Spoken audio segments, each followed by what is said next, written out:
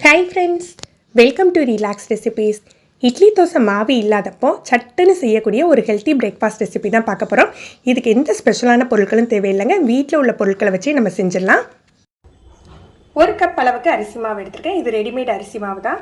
தேவையான அளவுக்கு உப்பு சேர்த்துக்கலாம்.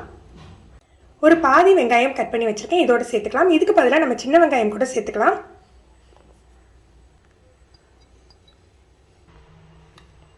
பொடியாக கட் பண்ண மல்லி, கருவேப்பிலை, பச்சை மிளகாய் மூணையுமே சேர்த்துக்கலாம். இது நல்லா மிக்ஸ் பண்ணி விட்டுறணும்.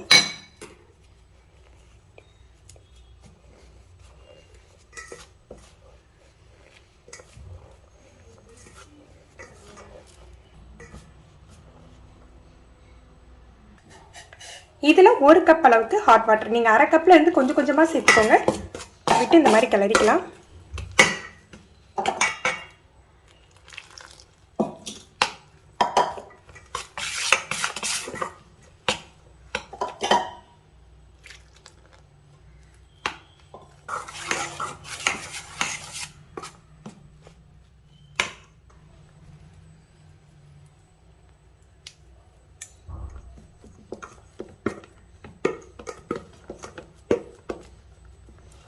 இதை ஒரு 5 நிமிஷம் அப்படியே மூடி வச்சிடலாம்.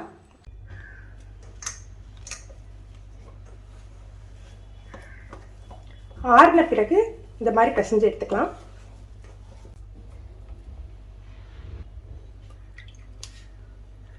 லேசாக கையை நனைச்சிட்டு நமக்கு தேவையான சைஸை உருண்டை எடுத்துக்கலாம்.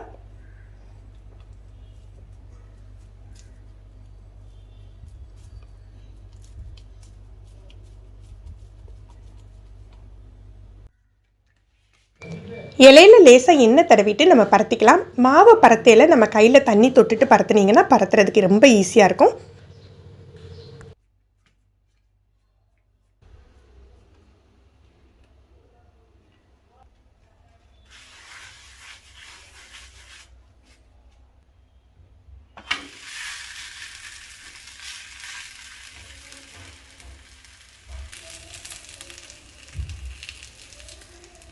நம்ம எண்ணெய் தடவி இருக்கிறதுனால ஈஸியாக எடுக்க வந்துடும்.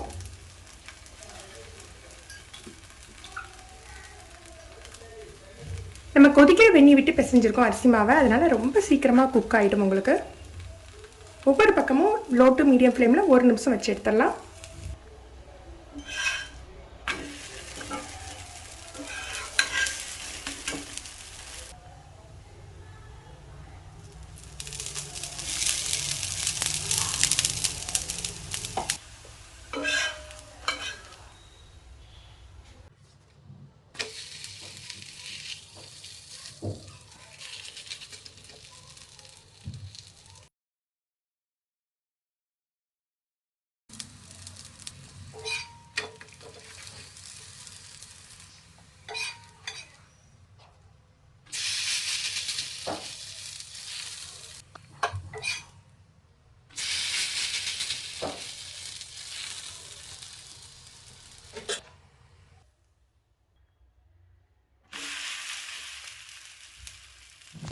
ஃப்ரெண்ட்ஸ், நீங்கள் இன்றைக்கி தான் ஃபஸ்ட் டைம் ரிலாக்ஸ் ரெசிபீஸ் பார்க்குறீங்கன்னா மறக்காமல் சப்ஸ்கிரைப் பண்ணுங்கள்.